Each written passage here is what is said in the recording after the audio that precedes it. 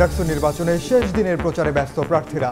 শিক্ষার্থীদের বাড়িতে গিয়ে ভোট চাওয়ায় ক্ষোভ, বন্ধে প্রশাসনের হস্তক্ষেপ কামনা, ইশতেহার বাস্তবায়নের শপথ ছাত্রদলের। ঝটিকা মিছিল ঠেকাতে নজরদারি বাড়ানোর সিদ্ধান্ত সরকারের। ডাকসু নির্বাচন সুষ্ঠু করতে সব ব্যবস্থা নেওয়ার নির্দেশ। ফেব্রুয়ারির ভোট ঠেকাতে পারবে না কোনো শক্তি।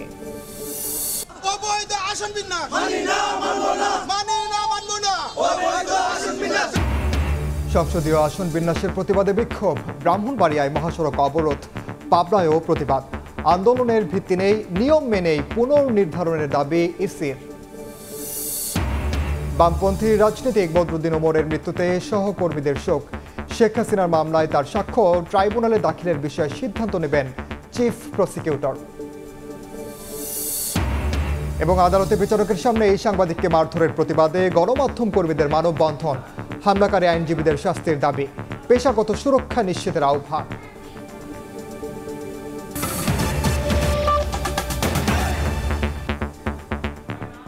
সময় সংবাদের সঙ্গে আছি আমি ওমর ইনাম। শুরুতেই ছাত্র সংসদ নির্বাচনের খবর।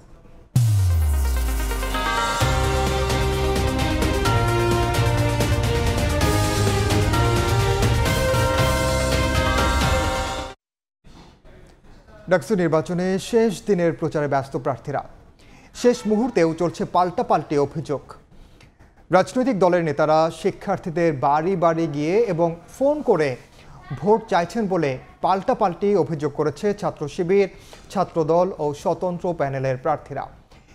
এদিকে ছাত্রদল সমর্থিত প্যানেলের প্রার্থীরা ডাকসু নির্বাচনে জয় পেলে 18 দফা ইশতেহার বাস্তবায়নের শপথ করেছেন।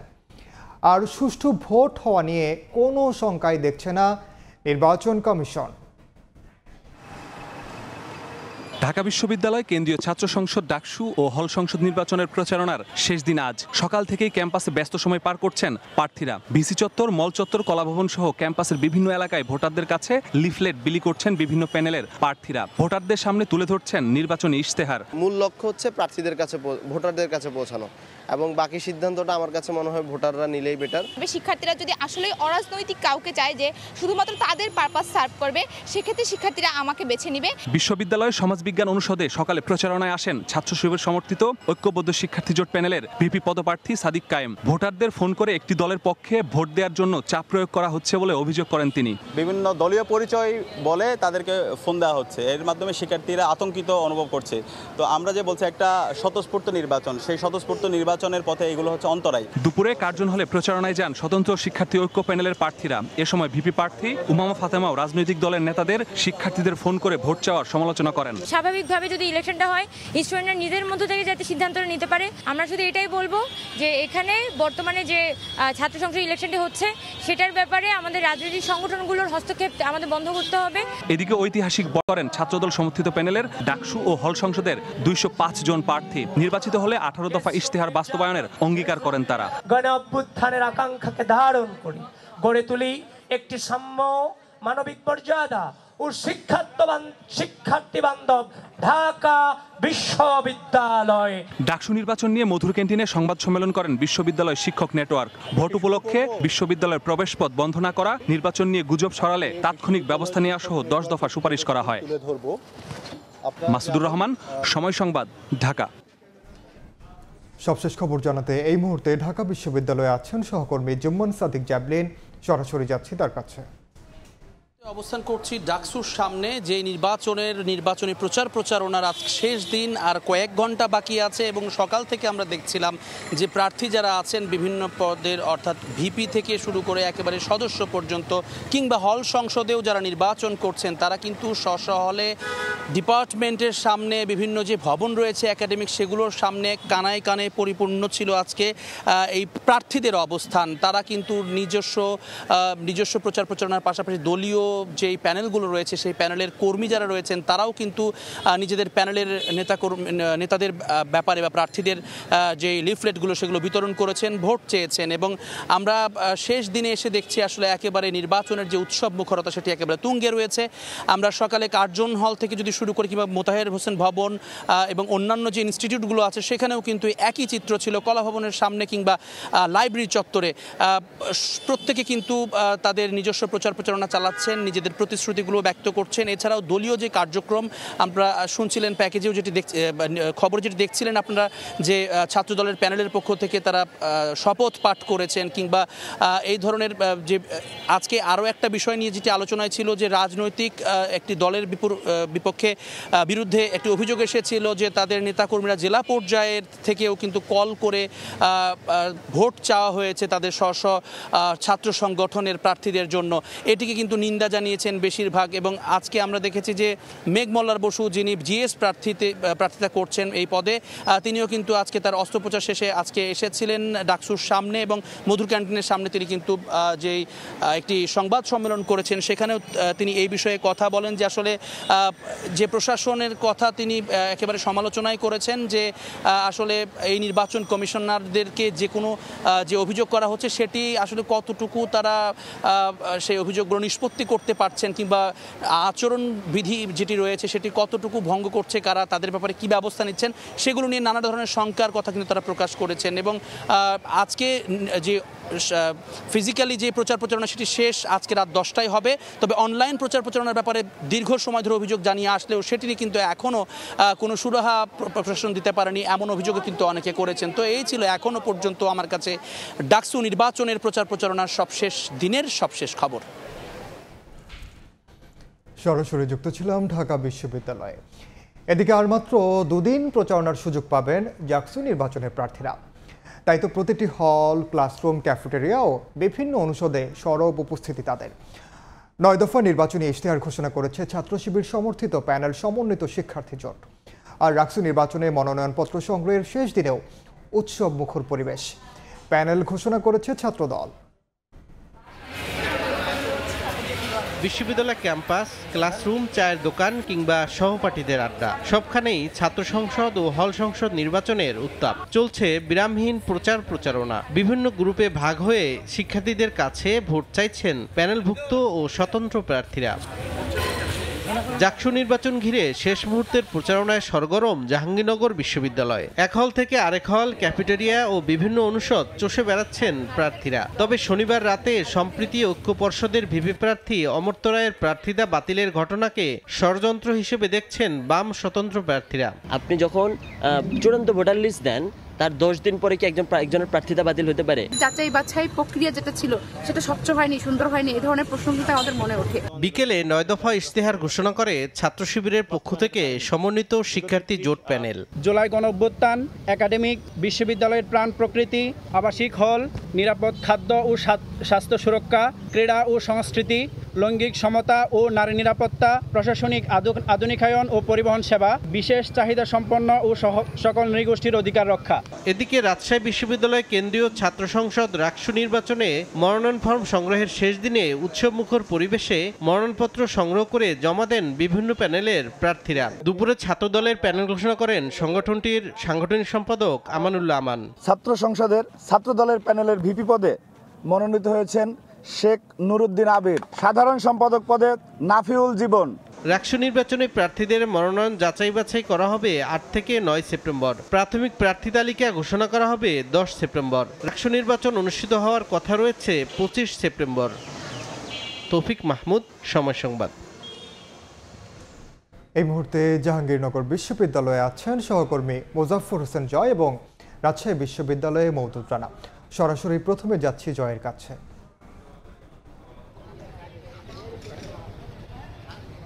জাহাঙ্গীরনগর বিশ্ববিদ্যালয়ে আজকে বিকেল বেলায় এসে একটি সংবাদ সম্মেলন করেছেন গণতান্ত্রিক ছাত্র সংসদের মনোনীত যে ছাত্র ফোরাম নামে একটি প্যানেল রয়েছে, সম্মিলিত ছাত্র ফোরাম, সেই প্যানেল থেকে একটি সংবাদ সম্মেলন করা হয়েছে। এখানে অবশ্যই কিছু বিষয় তারা তুলে ধরেছেন, যেটি হচ্ছে যে জাহাঙ্গীরনগর বিশ্ববিদ্যালয়ের যে নির্বাচন কমিশন রয়েছে তাদের বিরুদ্ধে তাদের ব্যাপক অভিযোগ, ভুরি ভুরি অভিযোগ করেছেন। বিশ্ববিদ্যালয়ে টাকার লেনদেন হচ্ছে, বিশ্ববিদ্যালয় আচরণবিধি লঙ্ঘন হচ্ছে, নির্বাচনী কোনো কিছুই ঠিকমতো পরিচালিত হচ্ছে না। ইভেন বিশ্ববিদ্যালয়ের নির্বাচন অনেকটাই ঝিমে তালে চলছে, এই নিয়েও তাদের অভিযোগ রয়েছে। তাই তারা নির্বাচন কমিশনকে 4 দিনের হুঁশিয়ারি দিয়েছেন। যদি তারা নিরপেক্ষভাবে এবং সন্তোষজনকভাবে নির্বাচন পরিচালনা করতে ব্যর্থ হয়, তাহলে তারা নির্বাচন থেকে সরেও দাঁড়াতে পারে, এমন ইঙ্গিত দিয়েছেন গণতান্ত্রিক ছাত্র সংসদের সমর্থিত যে ফোরাম রয়েছে সেই ফোরাম। তারা বলছেন জাহাঙ্গীরনগর বিশ্ববিদ্যালয়ে যে শিক্ষার্থীকে অমর্ত্য রায়কে যে বিনা কারণে তাকে তার ভিপি প্রার্থিতা বাতিল করা হয়েছে, এ নিয়ে তাদের অভিযোগ রয়েছে। একই সাথে তারা বলছেন যে জাহাঙ্গীরনগর বিশ্ববিদ্যালয়ের বিভিন্ন হলে বিরিয়ানি খাওয়ানো হচ্ছে এবং টাকার ছড়াছড়ি হচ্ছে এই বিষয়ে, এবং তারা বলেছেন যে জাহাঙ্গীরনগর বিশ্ববিদ্যালয়ে কোনো দলের সমর্থকদের পক্ষে শিক্ষকরা পর্যন্ত নির্বাচন পরিচালনা করছেন। এর ফলে জাহাঙ্গীরনগর বিশ্ববিদ্যালয়ের যে সম্মিলিত বাম ডান যাই বলেন না কেন, যে সমস্ত জোট রয়েছে, প্যানেল রয়েছে, তাদের সাথে লাগাতারভাবে তারা একসময় নির্বাচনের দিন হয়তো বা তারা একটি ইঙ্গিতপূর্ণ কথা বলেছেন যে নির্বাচন থেকে সরে দাঁড়ালেও দাঁড়াতে পারেন যদি না নির্বাচনে যারা পরিচালনা করছেন অর্থাৎ জাহাঙ্গীরনগর বিশ্ববিদ্যালয় নির্বাচন কমিশন যদি তাদের নিরপেক্ষতা বজায় না রাখে, তাহলে তাদের পক্ষে এই নির্বাচন পরিচালনা করা সম্ভব হচ্ছে না এবং হবে না।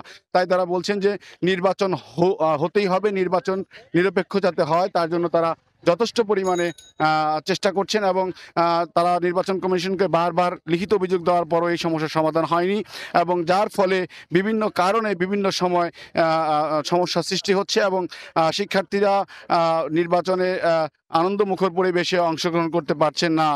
তো জাহাঙ্গীরনগর বিশ্ববিদ্যালয়ে নির্বাচনের মাত্র বাকি আর 4 দিন, এর মধ্যেই নির্বাচনী প্রচারণার বাকি রয়েছে 2 দিন। এর মধ্যেই কিন্তু দেখা যাচ্ছে বিশ্ববিদ্যালয়ে অন্ধকারের ঘনঘটা। তো এই নিয়ে জাহাঙ্গীরনগর বিশ্ববিদ্যালয়ের নির্বাচনী প্রচারণা আজকে আমার কাছে এই ছিল সর্বশেষ। আমরা চলে যাব রাজশাহী বিশ্ববিদ্যালয়ে, সেখানে আছে আমাদের সহকর্মী রানা। রাকসু কোষাধ্যক্ষ কার্যালয়ে এই মুহূর্তে অবস্থান করছে ছাত্রদলের নেতারা। তারা 23টি পদের যে মনোনয়নপত্র উত্তোলন করেছিলেন সেটি জমা দিচ্ছেন এবং অপেক্ষা করছেন ছাত্র শিবির। ছাত্রদলের নেতাকর্মীরা জমা দিয়ে বের হওয়ার পর ছাত্র শিবির তারা মনোনয়নপত্র জমা দিবেন এবং তারাও 21টি মনোনয়নপত্র উত্তোলন করেছে। অন্যদিকে ছাত্র শিবিরের শেষ হলে মনোনয়নপত্র জমা দিবেন বাম ঘরানার যেসব রাজনৈতিক দলগুলো রয়েছে তারা, এবং সব মিলিয়ে এই শেষ বিকেলে ছাত্র শিবির, ছাত্রদল, বাম ঘরানার ছাত্র সংগঠনগুলো মনোনয়নপত্র জমা দিচ্ছেন। রাকসু নির্বাচন কমিশন জানিয়েছেন যে এখন পর্যন্ত রাজশাহী বিশ্ববিদ্যালয় কেন্দ্রীয় ছাত্র সংসদ এবং সিনেট ছাত্র প্রতিনিধি নির্বাচনের যারা মনোনয়ন তুলেছিলেন এরকম 250 প্রার্থী মনোনয়নপত্র জমা দিয়েছেন এবং বাকিরা দিবেন। যেহেতু নির্দিষ্ট সময়সীমা ছিল বিকেল 5টা পর্যন্ত, সেটি কিন্তু বৃদ্ধি পাবে। রাকসু নির্বাচন কমিশন বলছে যতক্ষণ পর্যন্ত জমা প্রক্রিয়া শেষ না হয় সেটি চলতে থাকবে। অন্যদিকে হল সংসদ নির্বাচনে 754 জন প্রার্থী মনোনয়নপত্র তুলেছিলেন। একই চিত্র হল সংসদগুলোতেও শেষ সময়ে প্যানেলভুক্ত হয়ে যারা মনোনয়নপত্র নিয়েছেন তারা মনোনয়নপত্র জমা দিচ্ছেন এবং এক কথায় বলা চলে যে নির্বাচনের যে আমেজ সেটি কিন্তু এই শেষ মুহূর্তে ফুটে এসেছে। আমরা দেখছি যে বিভিন্ন রাজনৈতিক সংগঠনের ছাত্র প্রতিনিধি যারা রয়েছেন তারা এখানে যেরকম অবস্থান করছেন, তেমনি যারা স্বতন্ত্র নির্বাচনে অংশ নেবেন তারা এখানে অবস্থান করছেন। তা প্রার্থীদের সাথে সমর্থকরা রয়েছে, একে অপরের সাথে কথা বলছেন, একে অপরের সাথে কোলাকুলি করছেন। নির্বাচনের যে আনন্দঘন পরিবেশ সেটি এই মুহূর্তে বিরাজ করছে। এবং আপনাকে জানিয়ে রাখি যে এই রাকসু নির্বাচনে রাজশাহী বিশ্ববিদ্যালয় কেন্দ্রীয় ছাত্র সংসদের 454 জন এবং এখানে যে হল সংসদ, সেই হল সংসদে 754 জন মনোনয়নপত্র তুলেছেন এবং সেই মনোনয়নপত্র আজকে জমা দিবেন এবং এই মনোনয়নপত্র জমা শেষে আগামীকাল যাচাই বাছাই হবে এবং তারপরেই যে নির্বাচনী প্রচারণা সেটি শেষ হবে। রাকসু নির্বাচন কমিশন বলছে সকল সংকট নিরসন করেছেন এবং একটি সুষ্ঠু, সুন্দর, অবাধ নির্বাচন করার জন্য তারা প্রস্তুতি নিচ্ছেন এবং তার যে প্রথম পদক্ষেপ নির্বাচন মনোনয়ন জমা সেটি আসলে আজকে শেষ হচ্ছে। এই ছিল রাজশাহী বিশ্ববিদ্যালয় থেকে আমার কাছে সর্বশেষ। সরাসরি যুক্ত ছিলাম রাজশাহী বিশ্ববিদ্যালয়ে, এর আগে যুক্ত ছিলাম জাহাঙ্গীরনগর বিশ্ববিদ্যালয়ে। রাজধানীর ডিপ্লোমা ইঞ্জিনিয়ার্স ইনস্টিটিউট মিলনায়তনে একটি অনুষ্ঠানে বক্তব্য রাখছেন বিএনপির স্থায়ী কমিটির সদস্য সালাহ উদ্দিন আহমদ। সরাসরি যাচ্ছে সেখানে। সরকারি চাকরি, আবার রাজনীতি, বিশ্ববিদ্যালয় জীবনের আইনে পড়াশোনা করার সময় বিশ্ববিদ্যালয় জীবনের রাজনীতি, ছাত্র রাজনীতি করতাম। সব মিলিয়ে আমার ভিতরে একটা সংকর মিলিত হয়েছে সবকিছুর অ্যামালগামেশন। যাই হোক, সেই লক্ষ্যেই বলি। আজকে অনেক কথা শুনি, যেহেতু আপনারা আইনজীবী সমাজ, আপনাদের এখানে বলাটাই আমার জন্য মনে হয়েছে যে আপনার উপযুক্ত ফোরাম। সাংবিধানিক সংস্কারের কথা উঠছে, এই মুহূর্তে বিশেষজ্ঞদের সাথে আলোচনা করছে আমার জানা মতে সংশ্লিষ্ট কমিশন, ঐক্যমত্য কমিশন। কিন্তু সংবিধানের সংস্কার অথবা সংশোধনী যদি আলাপ আলোচনার মধ্য দিয়ে আমরা সম্মত হই, সেটা বাস্তবায়নের জন্য উপযুক্ত ফোরাম তো জাতীয় সংসদ। আমরা সেই কথা বলছি সংবিধান সংশোধনের বাইরে যে সমস্ত সংস্কার প্রস্তাবগুলো সবাই মিলে আমরা একমত হয়েছি ঐক্যমত্যের ভিত্তিতে, সেটা এখনই বাস্তবায়ন শুরু করা যায়। এই সরকারের স্বাধীনতা আছে, তারা অর্ডিন্যান্স জারি এবং নির্বাহী আদেশের মধ্য দিয়ে সেটা বাস্তবায়ন করছে প্রতিনিয়ত অধ্যাদেশ। সেরকম একটা অধ্যাদেশের খসড়া আজকে দেখতে পেলাম, আরপিও গণপ্রতিনিধিত্ব আদেশ, যেটা সবাই জানেন নির্বাচন সংশ্লিষ্ট, তার মধ্যে কিছু সংশোধনের প্রস্তাব এনেছে, সেটা এখনো ক্যাবিনেটের বিবেচনায় আছে। সেটা অধ্যাদেশ জারি হতে আরো কয়েকদিন সময় লাগবে। কিন্তু আমার কাছে কিছু কিছু বিষয় একটু অমূলক মনে হয়েছে, কারণ আমরা প্রস্তাব করেছি এই সরকার উন্মুক্ত আছে, স্বাধীন আছে, অধ্যাদেশ জারির মধ্য দিয়ে সংস্কার বাস্তবায়ন করবে। কিন্তু সেই সমস্ত সংস্কার প্রস্তাব যেগুলো ঐক্যমত্যের ভিত্তিতে গৃহীত হয়েছে এবং যেগুলো যৌক্তিক, যেগুলো গ্রহণযোগ্য, সেগুলো আপনারা অধ্যাদেশ জারির মধ্য দিয়ে বাস্তবায়ন করুন। কিন্তু আজকের এই অধ্যাদেশটির মধ্যে আমার মনে হয়েছে আরপিওর 21 ধারার সাবসেকশন 1-এ একটা পরিবর্তন আনার চেষ্টা করছে প্রতীক নিয়ে, যে কোনো রাজনৈতিক দল, 2 বা ততোধিক রাজনৈতিক দল যদি জোট করে নির্বাচনে, সেই সময় সেই দলের প্রতীক তাকে নিতে হবে বাধ্যতামূলকভাবে। তাহলে সরাসরি যুক্ত ছিলাম রাজধানীর ডিপ্লোমা ইঞ্জিনিয়ার্স ইনস্টিটিউটে। ঝটিকা মিছিল ঠেকাতে সরকার নজরদারি বাড়ানোর সিদ্ধান্ত নিয়েছে বলে জানিয়েছেন প্রধান উপদেষ্টার প্রেস সচিব শফিকুল আলম। বলেন, ফেব্রুয়ারির প্রথমার্ধে নির্বাচন হবে, পৃথিবীর কোনো শক্তি ঠেকাতে পারবে না। বিকেলে রাজধানীর ফরেন সার্ভিস একাডেমিতে সংবাদ সম্মেলনে কথা বলেন প্রেস সচিব। নির্বাচন যে করেই হোক ফেব্রুয়ারির প্রথমার্ধের মধ্যে নির্বাচন হবেই। পৃথিবীর কোনো শক্তি নাই এই নির্বাচনকে ঠেকাতে পারে।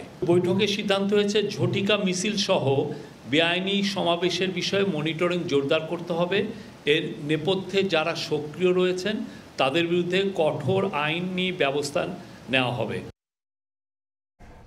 বিগত 3 নির্বাচন ভুলে ফেব্রুয়ারিতে উৎসব মুখর পরিবেশে শান্তিপূর্ণ নির্বাচনের প্রত্যয় ব্যক্ত করেছেন স্বরাষ্ট্র উপদেষ্টা মোহাম্মদ জাহাঙ্গীর আলম চৌধুরী।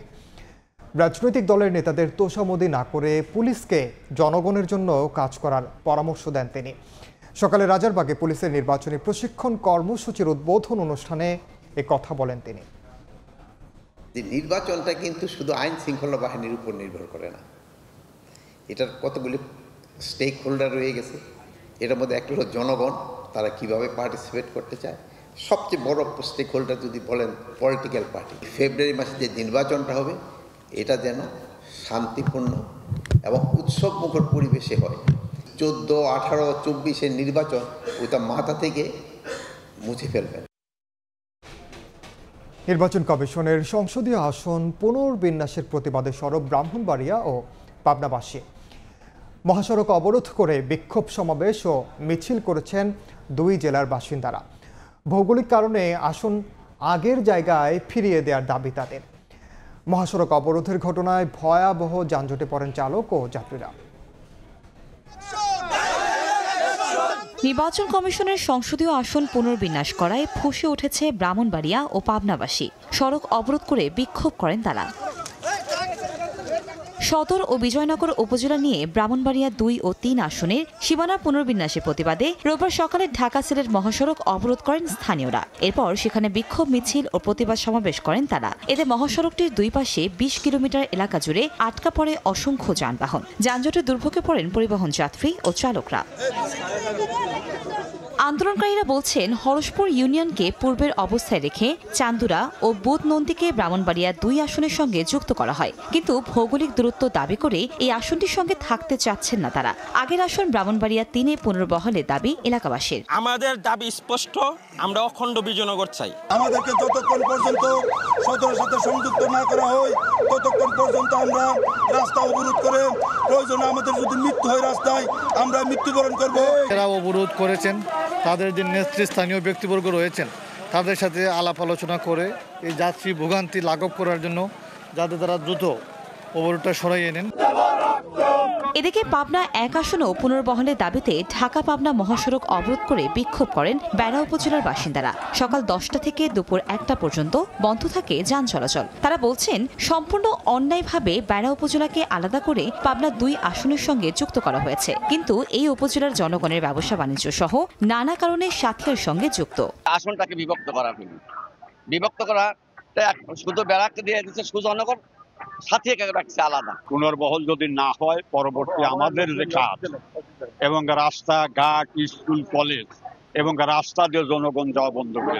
বেড়া সাথিয়া নিয়ে আগে ছিল পাবনা 1 আসন। গত 4 সেপ্টেম্বর পুনর্বিন্যাস করে শুধু সাথিয়া নিয়ে আসনটি ঘোষণা করা হয়, আর বেড়াকে সুজানগরের সঙ্গে যুক্ত করা হয় পাবনা 2 আসনে। কনক আজাদ, সময় সংবাদ। এখন পর্যন্ত ভোটের পরিবেশ শতভাগ অনুকূলে রয়েছে দাবি করে নির্বাচন কমিশনার আনোয়ারুল ইসলাম সরকার বলেন, ভোট না হওয়ার কোনো কারণ নেই। সংসদীয় আসন বিন্যাস প্রসঙ্গে বলেন, আইন মেনে ও নিরপেক্ষতা বজায় রেখে সীমানা পুনর্নির্ধারণ করা হয়েছে। এ নিয়ে আন্দোলন কিংবা কর্মসূচির ভিত্তি নেই বলেও মন্তব্য করেন তিনি।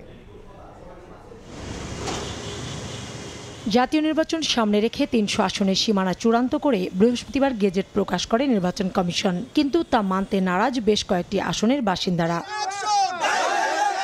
মোট কয়টি আসনের সীমানা পুনর্নির্ধারণ করা হয়েছে রোববার তার হিসেব জানতে চাইলে কমিশনার আনোয়ারুল ইসলাম সরকার জানান, আপাতত তার জানা নেই। এই সংখ্যাটা এক্স্যাক্টলি আমি এখনো ক্যালকুলেশন করি নাই। বলেন, আইন মেনে ও নিরপেক্ষতা বজায় রেখে সীমানা পুনর্নির্ধারণ করা হয়েছে। সীমানা বদলাতে আন্দোলন কিংবা কর্মসূচির কোনো ভিত্তি নেই। কমিশনের কর্তৃত্ব দিনে গৃহীত কোনো কার্যধারা বা কৃত কোনো কাজকর্মের বৈধতা সম্পর্কে কোনো আদালতে বা অন্য কোনো কর্তৃপক্ষের নিকট কোনো প্রশ্ন উত্থাপন করা যাইবে না। কমিশন যেটি করেছে চুলচেরা বিশ্লেষণ করে চূড়ান্ত গেজেট প্রকাশ করেছে। কমিশন মনে করে সর্বোচ্চ সতর্কতা এবং বিচক্ষণতার মাধ্যমে নিরপেক্ষভাবে এই কাজটি শেষ করেছে। ভোটের পরিবেশ নিয়ে ইসির অবস্থান জানতে চাইলে কমিশনার বলেন, এখনও শতভাগ অনুকূলে রয়েছে। আমরা তো ভোট না হওয়ার মতো প্রতিকূল তো কোনো অবস্থা এখন পর্যন্ত আমাদের কাছে মনে হচ্ছে না। শতভাগ অনুকূলে আছে আমরা মনে করি, কমিশন মনে করে না। আরও জানান, চলতি মাসেই দেয়া হবে নতুন দলের নিবন্ধন। এর আগে অংশীজনদের সঙ্গে সংলাপে বসবে ইসি। তখন একটা উপধারা সংশোধন। কাউসার চৌধুরী কুমু, সময় সংবাদ, ঢাকা। সময় সংবাদে আরও থাকছে, ভুয়া জ্বালানির খরচ দেখিয়ে 5 কোটি টাকা আত্মসাতের অভিযোগ। নগর ভবনে অভিযানের সত্যতা পেল দুদক। নথিপত্র তথ্য সংগ্রহ।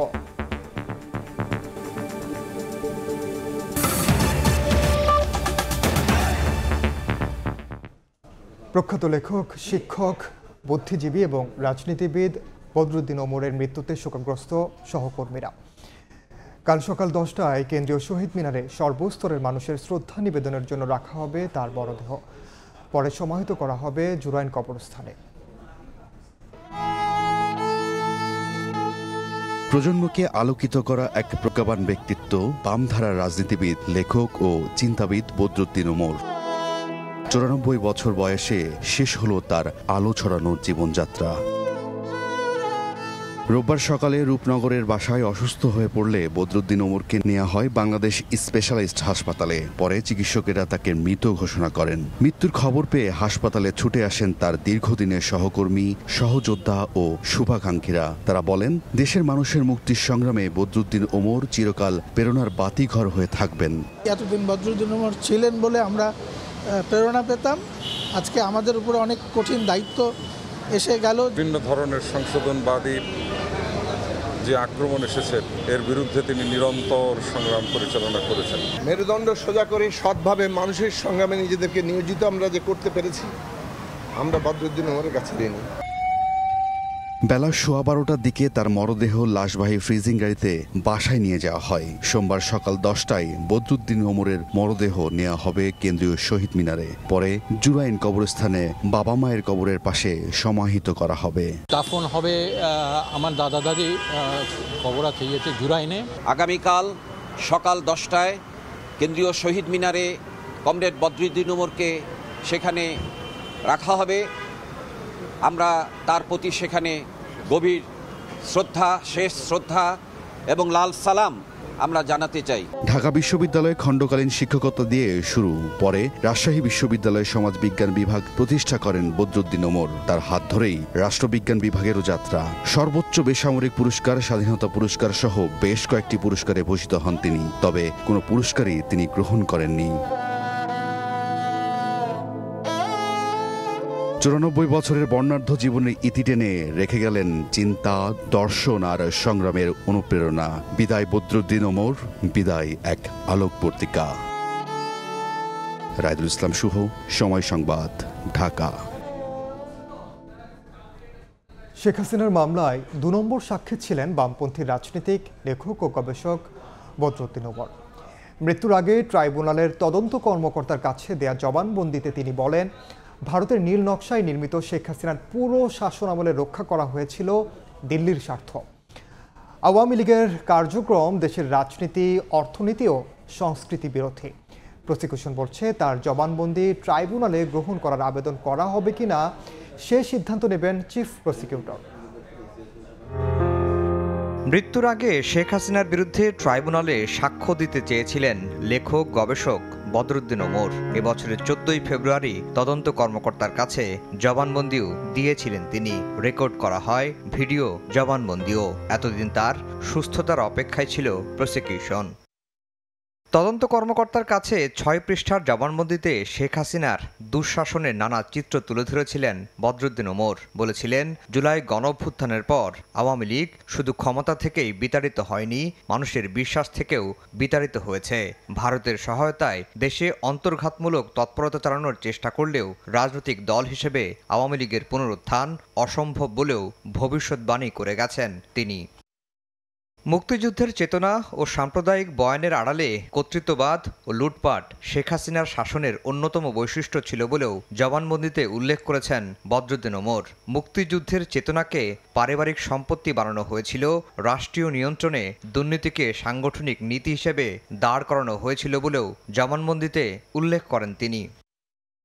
শেখ হাসিনার বিরুদ্ধে জুলাই গণহত্যার মামলায় 2 নম্বর সাক্ষী ছিলেন বদরুদ্দিন ওমর। তদন্ত কর্মকর্তার কাছে দেয়া জবানবন্দিতে তিনি আরও বলেন, ভারতের স্বার্থ রক্ষায় নিয়োজিত ছিলেন শেখ হাসিনা।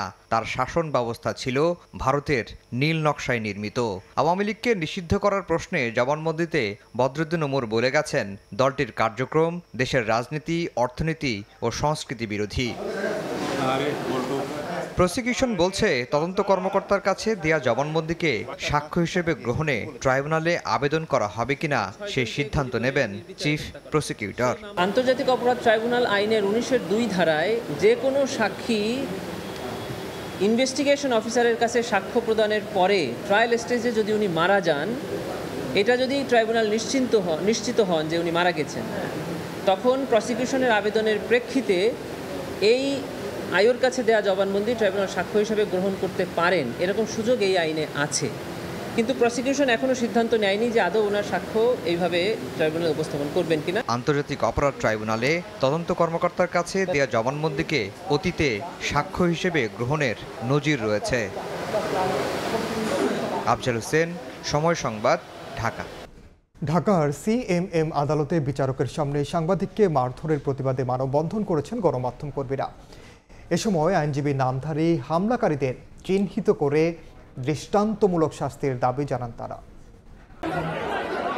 4 সেপ্টেম্বর দুপুরে ঢাকার সিএমএম আদালতের ম্যাজিস্ট্রেট হাসিবুল্লাহ পিয়াসের আদালতে মারধরের শিকার হন সময় টেলিভিশনের প্রতিবেদক আসিফ মোহাম্মদ সিয়াম। প্রত্যক্ষদর্শীরা জানান, বিচার কাজ শুরুর আগে নিয়ম অনুযায়ী ম্যাজিস্ট্রেট সাংবাদিক ও আইনজীবী ছাড়া সবাইকে এজলাস থেকে বেরিয়ে যেতে বললে হঠাৎ করে মহিউদ্দিন মাহি নামের আইনজীবীর নেতৃত্বে সাংবাদিক আসিফের ওপর হামলা চালানো হয়। এতে শরীরের বিভিন্ন স্থানে আঘাত পান আসিফ।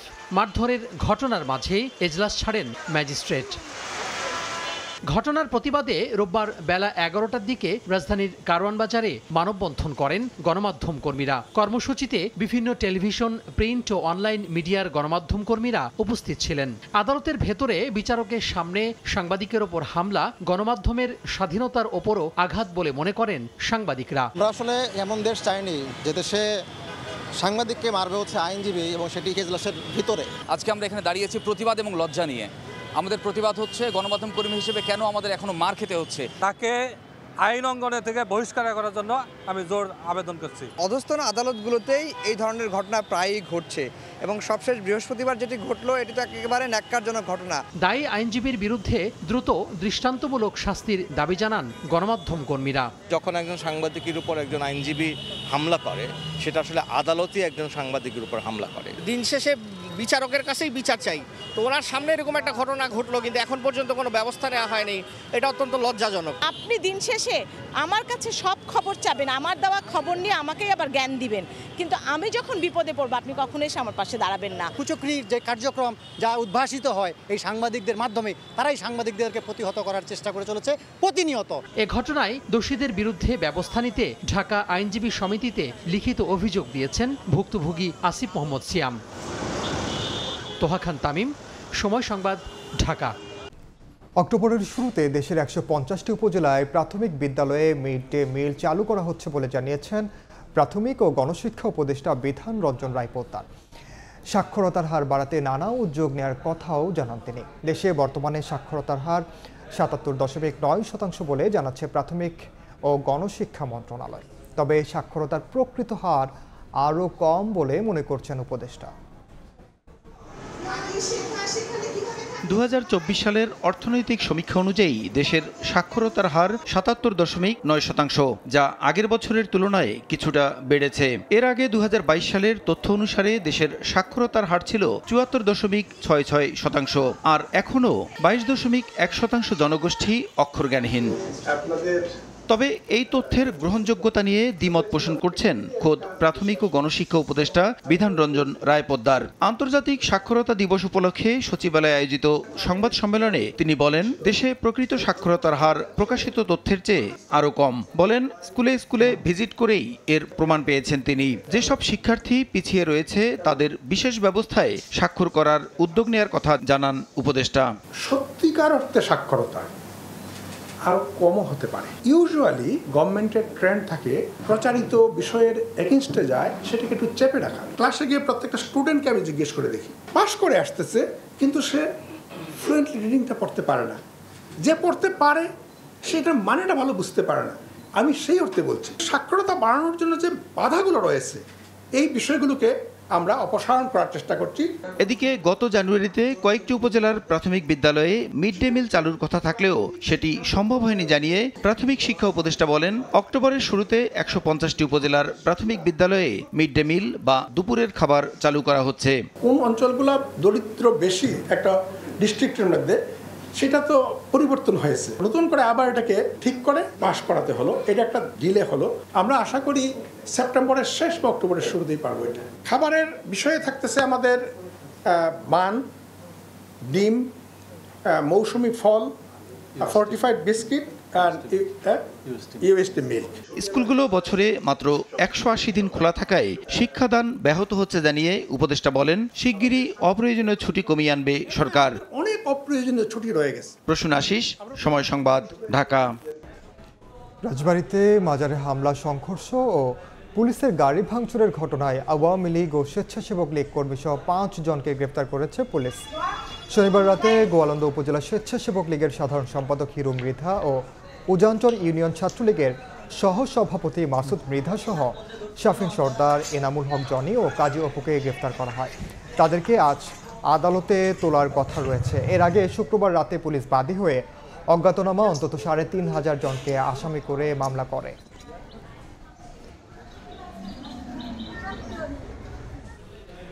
ভোলায় কুপিয়ে হত্যা করা মাদ্রাসা শিক্ষক আমিনুল হক নোমানের বাড়িতে শোকাবহ পরিবেশ। পরিবারকে সমবেদনা জানাতে বাড়িতে ছুটে যান সহকর্মী, স্বজন ও এলাকাবাসী। ময়না তদন্ত শেষে আমিনুল হক নোমানের মরদেহ সকালে তার উত্তর চর নোয়াবাদ বাড়িতে আনা হয়। সেখান থেকে লাশ নেওয়া হয় সরকারি স্কুল মাঠে। দুপুরে জানাজা শেষে পারিবারিক কবরস্থানে দাফন করা হয় তাকে। এদিকে এখনও হত্যার রহস্য উদ্ঘাটন করতে পারেনি আইন শৃঙ্খলা বাহিনী।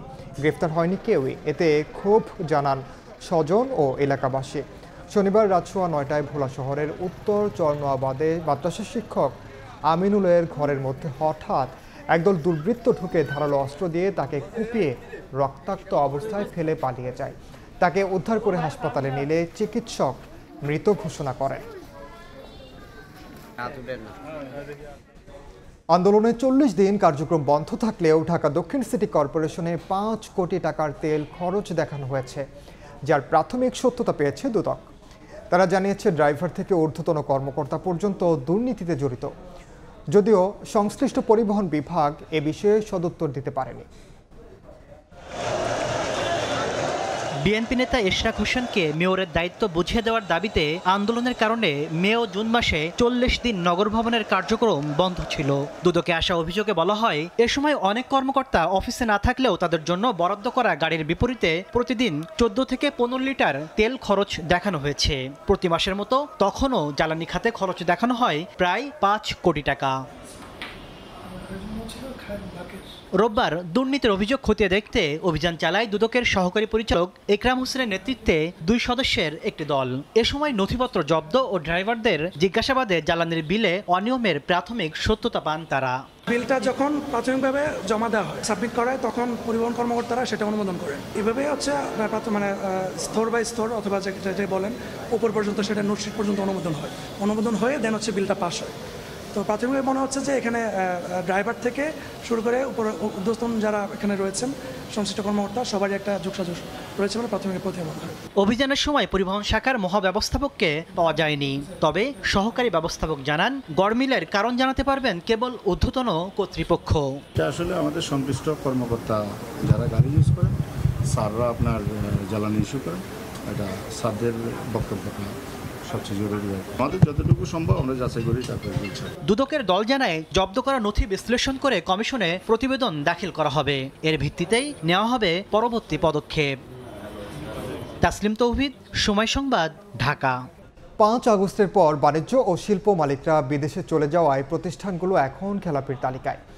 এ অবস্থায় আবারও রেকর্ড ভাঙতে চলেছে ব্যাংক খাতের খেলাপির হার। 5 আগস্টের পর দেশের শিল্প খাতে দেখা দেয় উদ্বেগ। পরিসংখ্যান বলছে 1.5 বছরে বন্ধ হয়েছে 113 প্রতিষ্ঠান। দাবি আদায়, বেতন বোনাস না পাওয়া, রাজপথের আন্দোলনে বন্ধ অনেক কারখানা। এই সময়ের মধ্যে অনেক প্রতিষ্ঠানের মালিক বিদেশে পাড়ি জমিয়েছেন। শিল্প খাতের এমন পরিস্থিতির প্রভাব পড়েছে ব্যাংক খাতে। এছাড়া মূল্যস্ফীতি সামাল দিতে চলমান উচ্চ সুদের হার ঋণের আকার বাড়িয়েছে কয়েক গুণ। ফলে আবারও লাফ দিয়ে বেড়েছে খেলাপি ঋণ। অনেক জায়গায় ম্যানেজমেন্ট লেভেলের লোকও পাওয়া যাচ্ছেন যারা পরিচালনা করবে। তো এই চালু ফ্যাক্টরিগুলি যেগুলো ঋণগুলো চালু ঋণ ছিল, স্ট্যান্ডার্ড ছিল, সেগুলোকে আমরা কোয়ালিটেটিভ জাজমেন্টে ক্লাসিফাইড করে দিয়েছিলাম। এবার খেলাপি ঋণ নির্ধারণে কোনো ধরনের হস্তক্ষেপ করা হয়নি। এছাড়া বিদেশি অডিট ফার্মের ফরেনসিক রিপোর্টের ভিত্তিতেও নিয়ম অনুযায়ী খেলাপি নির্ধারিত হয়েছে। ফলে ব্যাংকগুলোর বাস্তব চিত্রই উঠে আসছে বলে মনে করে বাংলাদেশ ব্যাংক। ফরেনসিক অডিট হয়েছে অনেকগুলো ব্যাংকে। ফরেনসিক অডিটে কিন্তু শুধু কোয়ান্টিটেটিভ জাজমেন্টে ক্লাসিফাইড করে নাই, কোয়ালিটেটিভ জাজমেন্টও করেছে। 3 মাস, 6 মাস, 9 মাসের যে বিধান ছিল সেখানেও আমরা আইএমএফের শর্ত অনুযায়ী আরও বেশি স্ট্রিক্ট করলাম। এই কারণে যেটা আরও 3 মাস সময় পেতাম ক্লাসিফাইড না করার জন্য, সেগুলিকে এখন ক্লাসিফাইড করছি। 2024 সালের শেষে খেলাপির হার ছিল 20.20%। গত জুনে 27.09% বেড়ে দাঁড়িয়েছে 5,30,000 কোটি টাকায়। এই মুহূর্তে খেলাপি ঋণে এশিয়ার শীর্ষে বাংলাদেশ, বলছে এডিবি। সেলিয়া সুলতানা, সময় সংবাদ, ঢাকা। এবার সিলেট ও ময়মনসিংহ বিভাগের খবর।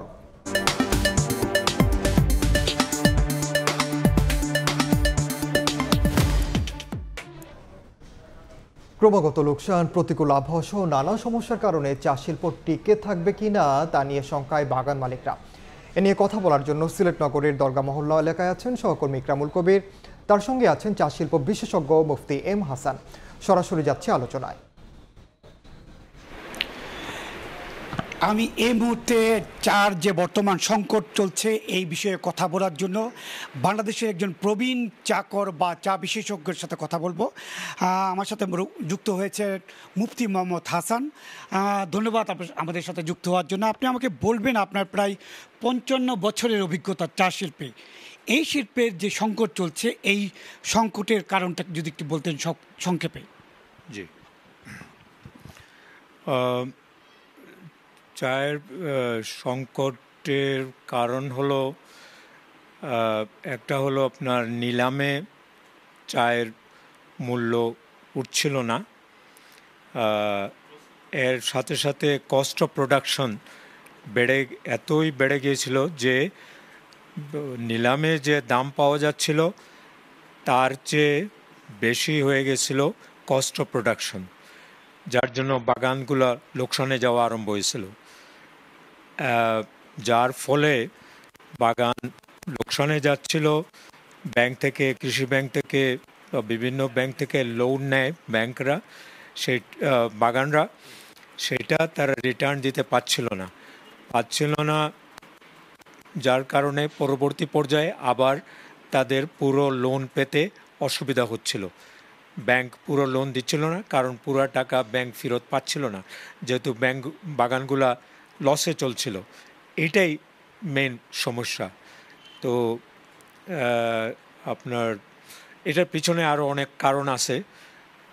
যে বাংলাদেশীয় চা সংসদ 13 দফা দাবি নিয়ে সরকারের দীর্ঘদিন সরকারের পিছে পিছে ঘুরছে বা সরকারের সহযোগিতা চাচ্ছে, কিন্তু এখন পর্যন্ত কোনো সহযোগিতা পাওয়া গেল না। সবশেষ যদি পরিস্থিতি বলতেন। জি, এখন বর্তমানে যেটা হয়েছে, সরকার ফ্লোর প্রাইস, আমাদের অ্যাসোসিয়েশন, বিসিএস, সংশ্লিষ্ট মন্ত্রণালয়, এখন যে উপদেষ্টা, সবার সাথে টি বোর্ড, সবাই সম্মিলিত চেষ্টায় এখন একটা ফ্লোর প্রাইস ঠিক করা হয়েছে।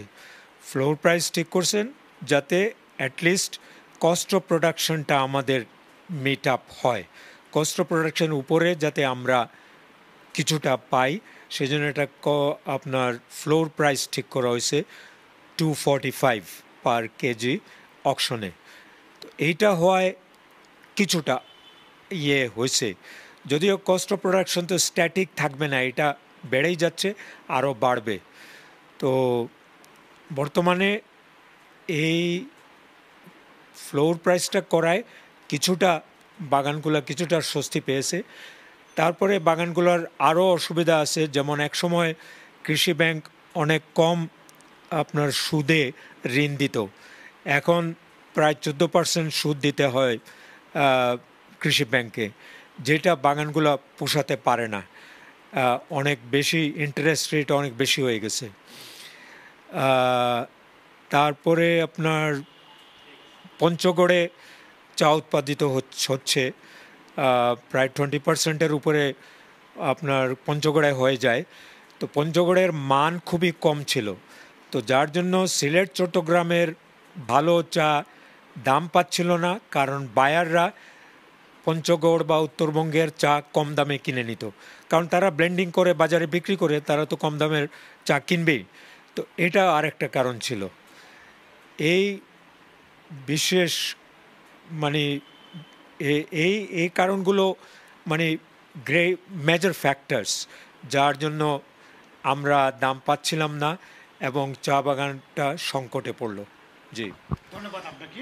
শুনছিলেন চা শিল্পের যে মহা সংকট চলছে, এই সংকটের পেছনে উৎপাদন খরচ এবং বিক্রি খরচের মধ্যে যে অসামঞ্জস্য ছিল, সে কারণে এই মহাসংকট দেখা দিয়েছে এবং তা থেকে উত্তরণের শীঘ্রই একটি পথ খোলা হবে, সেই ব্যাপারে সবাই আশাবাদ ব্যক্ত করেছেন। মোটামুটি এই ছিল চা শিল্পের মহাসংকট নিয়ে যে ক্রান্তিকাল চলছে তার সবশেষ খবর। সরাসরি যুক্ত ছিলাম সিলেটে।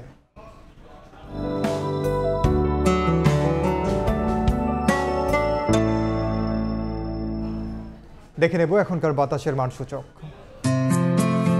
বায়ুমান বিষয়ক সংস্থা IQAir এর সূচক অনুযায়ী বাংলাদেশে এখনকার বাতাসের মান। ঢাকা বিভাগের বায়ুর মান ৭৭, এটি সন্তোষজনক। বাতাসের আর্দ্রতা ৬৩%। চট্টগ্রাম বিভাগে বায়ুর মান 59, যা সন্তোষজনক। বাতাসের আর্দ্রতা 66। রাজশাহী বিভাগে বায়ুর মান 90, এটিও সন্তোষজনক। আর্দ্রতা 50%। সিলেট বিভাগে বায়ুর মান 56, এটি সন্তোষজনক। বাতাসের আর্দ্রতা 57%। খুলনা বিভাগের বায়ুর মান 64, যা সন্তোষজনক। বাতাসের আর্দ্রতা 61%। বরিশাল বিভাগে বায়ুর মান 61, এটিও সন্তোষজনক। আর্দ্রতা 69%। রংপুর বিভাগের বায়ুর মান 91, যা সন্তোষজনক। বাতাসের আর্দ্রতা 50%। ময়মনসিংহ বিভাগের বায়ুর মান 89, এটিও সন্তোষজনক। বাতাসের আর্দ্রতা 61%। সারা দেশে বায়ুর মান সবচেয়ে ভালো সিলেটে 56 আর সবচেয়ে খারাপ রংপুরে 91। দলের ভেতরে ভাঙন রোধে পদত্যাগ করেছেন জাপানের প্রধানমন্ত্রী শিগেরু ইশিবা। স্থানীয় সময় রোববার এই খবর জানিয়েছে রাষ্ট্রীয় সম্প্রচার মাধ্যম এনএইচকে। নির্বাচনী হার ও নীতি বাস্তবায়নের প্রতিবন্ধকতার প্রেক্ষাপটে পদত্যাগের সিদ্ধান্ত নিয়েছেন বলে জানান শিগেরু। গত অক্টোবর থেকে দায়িত্বে থাকা অবস্থায় তার নেতৃত্বাধীন লিবারেল ডেমোক্রেটিক পার্টি এলডিপি নির্বাচনে ধারাবাহিক পরাজয়ের মুখোমুখি হয়। জুলাইয়ের নির্বাচনে দলের নেতৃত্বাধীন জোটের বড় পরাজয়ের পর পার্লামেন্টের উভয় কক্ষে সংখ্যাগরিষ্ঠতা হারায় লিবারেল ডেমোক্রেটিক পার্টি।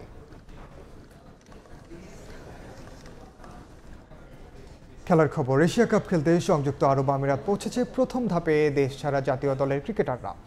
2 ধাপে ইউএই যাচ্ছে বাংলাদেশ ক্রিকেট দল। সকালে অধিনায়ক লিরদ দাস সহ 9 ক্রিকেটার ও 4 কোচিং স্টাফ ঢাকা ছেড়ে যান।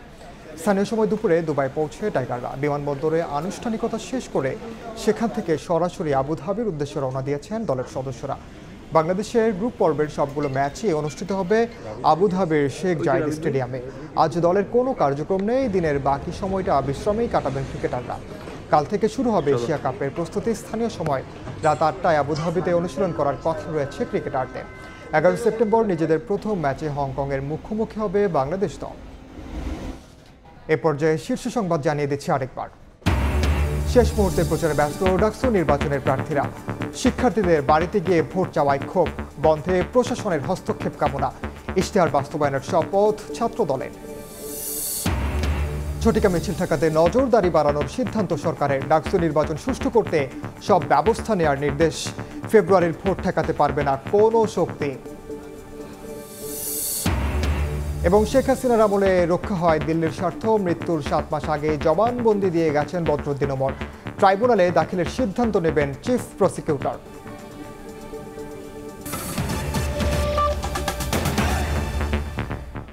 এই ছিল সময় সংবাদে, সঙ্গে থাকুন সময়।